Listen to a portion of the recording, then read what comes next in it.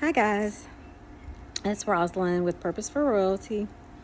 And I wanted to talk to you guys today about something that I've been going through in this transformation season. It's like, okay, God. So, I got with you. We talked about what my purpose is. We talked about what you want me to do. We talked about my gifts. You've shown me some things. You've given me some instructions. I've written the vision down. I've made it plain. I started researching. I've put in place what I can put in place. I've been working this business. And it's like, but God, things are not adding up. And so I'm just really sitting here thinking, and I'm praying. And I think somebody mentioned to me or something, somehow it came up. Yeah, you gave your yes. And I'm really thinking, I'm like, I really did. But I gave my yes a long time ago.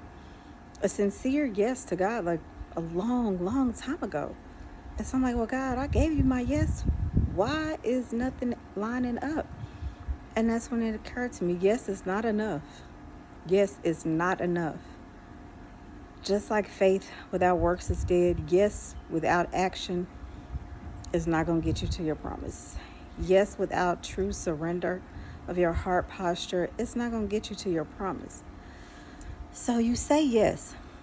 You get healed, you get free, you get some directions, you start to walk in what God is leading you to, but things just aren't lining up.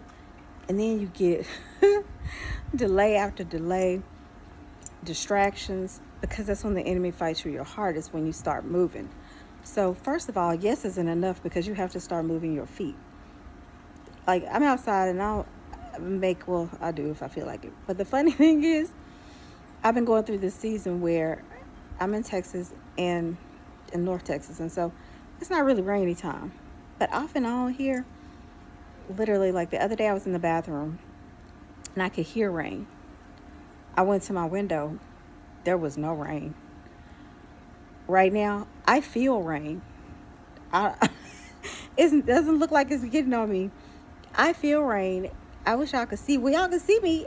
It's not really raining, but I feel drops, minuscule drops. So it's kind of like, God, you told me it was going to rain. You told me my harvest was coming. I can hear it. I can feel it, but I can't see it yet. What do we do in the middle of that seeing? That's when your faith has got to be the strongest. It's also when your opposition is the strongest. You have got to learn to fight in a different way. Surrender, keeping your heart posture correct. I'm a warrior in general. So I'm a prayer warrior, intercessor, all those things. And so your spiritual self and your human self mirror each other. So because I'm all about justice in the kingdom and fighting and warring against the enemy in the kingdom and praying for people in the natural, in this body, somebody is always bothering me. Somebody always in my face, always trying to take me out of my character. And so I have to stay surrendered so I can stay focused, for one, on what God wants me to do. And nothing will try your patience, your faith harder than these. And this is not my first time leveling up. Let me go back to that too. If you already been through one season of elevation and transformation, that first season, you might lose some friends. You get used to that. The second season, you done changed your whole career. You don't have a career now, you got a business. The next time, you lose more friends, new friends that you thought were going to go for the new ride. It's time for them to go. Something else happens, you realize, wait a minute, I might have been working in one of my gifts, but that really ain't my purpose. So with each elevation, there's a shift of some form, some new revelation that God has given you about who the transformed best version of you is going to be. And as you get there, there's going to be trials, there's going to be hurdles, because the enemy don't ever want you to even figure it out, let alone actually start moving and going. So you say yes, you get frustrated because nothing is happening. But God, like, hey, daughter, son, you're not moving, you're not walking. You said yes, you would go over here to Nineveh. But I ain't seen you catch one boat. You ain't walked nowhere. You just told me yes. When you going? Then you start going and you like, oh, it's a lot of stuff over here. It's alligators and lions chasing me and all kinds of stuff. But that's part of it. Then you fall down and people after you for telling the truth. That's part of it. Because at least you know you're going in the right direction. I always say, people are going to talk about you. So when you quit your job because God told you to start a business, when you used to be the person everybody came to pray, and now instead of doing that as much, you still pray. They just don't know you praying. You start wanting to study the Bible more, and that really wasn't what your thing was. But now that's your thing. People gonna talk about you. What happened to her? Why she don't pray all the time? Why she don't send me prayers? Because God called me to something else right now for the kingdom. Why you don't have time for them? Because God called you to something else for the kingdom. And you can't be everywhere. So if God has called you to move over here, then you can't stay over there. And that's something really, really difficult. And the surrender of letting God fight your battles and fighting the ones he told you to fight. So you can see this whole thing in your face and you want to go get it. But God told you to go over there and fight that. So you have to be obedient in your movement is where I've been going with all this. Not only do you have to move, you have to be obedient in your movement. And somehow through all of it, you've got to do your best to stay praising, stay hopeful, stay focused on where God is calling you to go. Because the enemy is just going to send distraction after distraction. It's going to feel like delays. A lot of delay is preparation.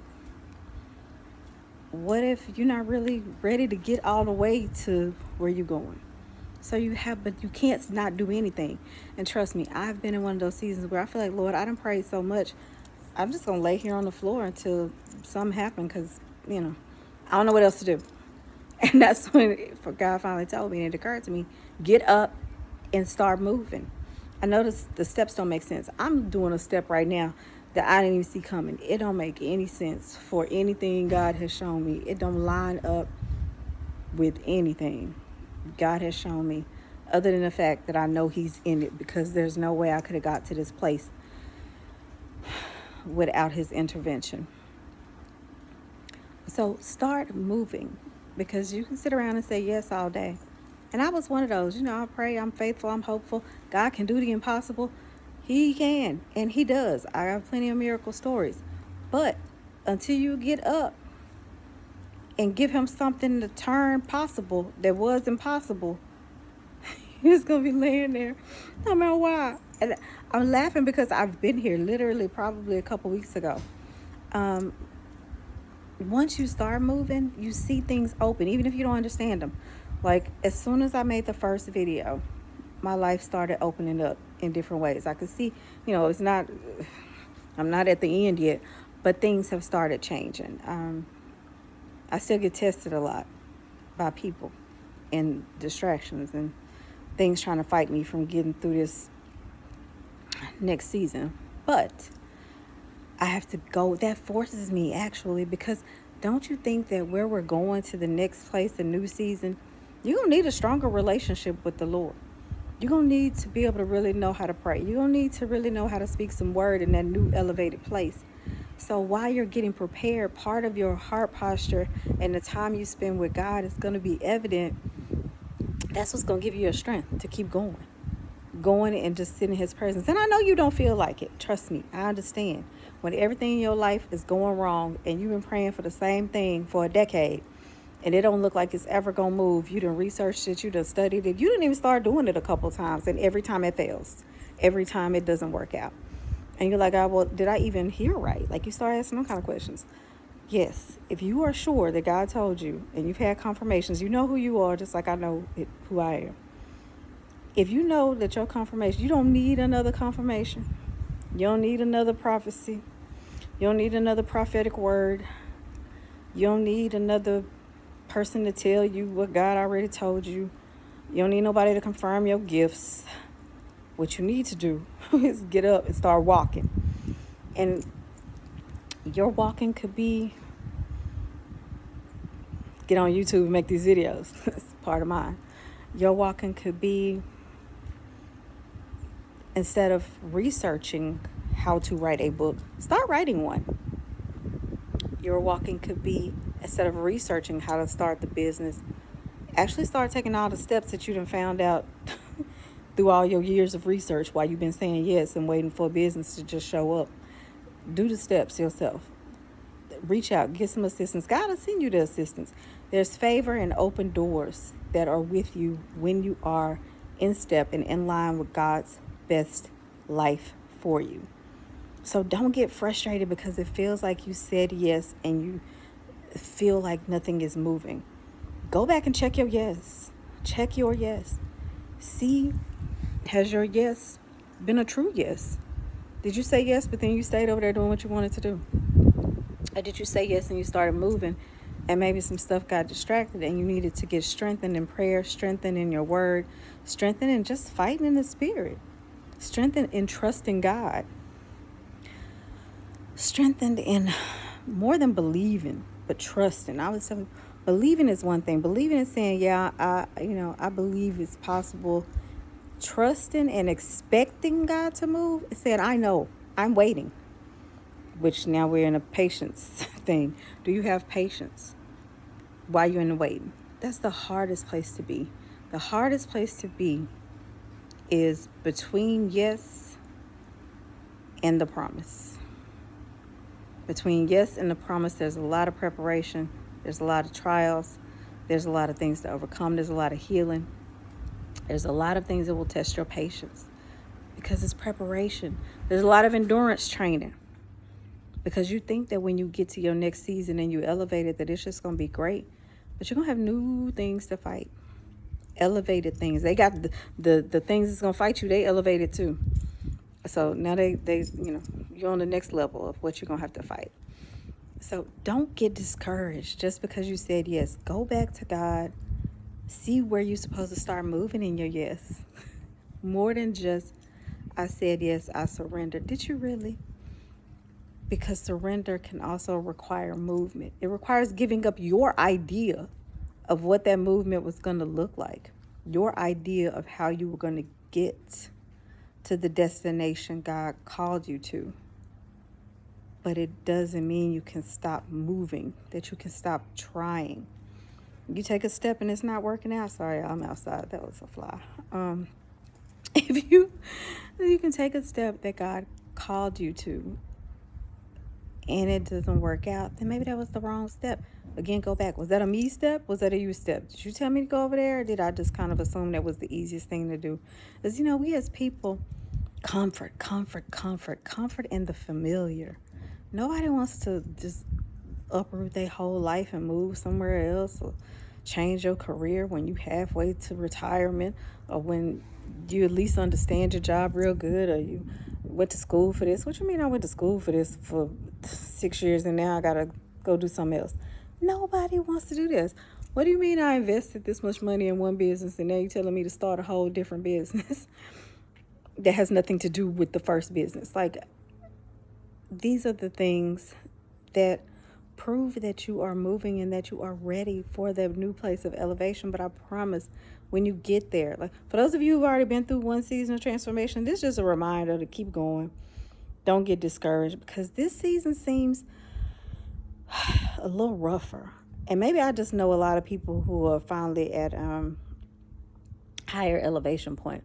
But there's literally not anybody in my life that I know that is serving God and is in the kingdom that is not fighting some type of thing that looks impossible. It looks like you will never get to the top of the mountain. It looks like it's going to take a whole nother 10 years because you just cannot figure it out. And the whole goal is to wear you out, to make you tired, to make you frustrated, to make you give up. And it's thing on thing. Like this time last year, I was fighting sepsis. So, I was like, okay, God, well, I was fighting sepsis. My baby getting ready to go to college. Can I get a break? Like, so I can just kind of get myself back together after this whole year of sickness last year and prepared, to be an empty nester. And God was like, you can get prepared to go ahead and start ministering and doing what I told you to do. That's what you're going to do. That's what you're going to fill your time with. Is that. So that doesn't look like what I wanted. Don't look like what I asked for. Doesn't even really look like what I think the original instructions are. But think about it.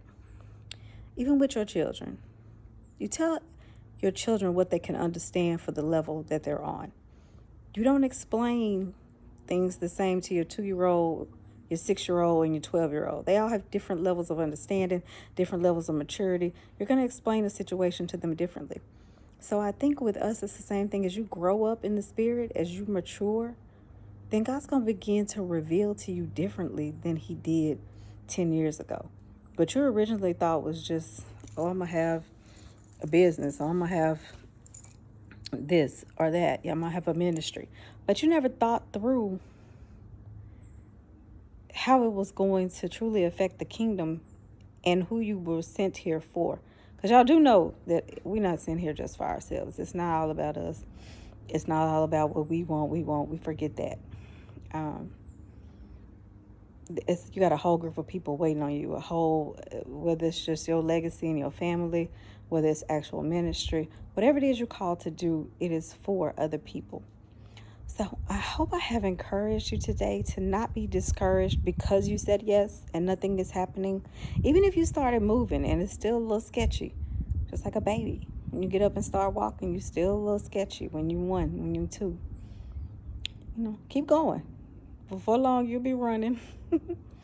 Anyway, as always, know that you are loved, forgiven, healed, and free. Now go be free. Love y'all.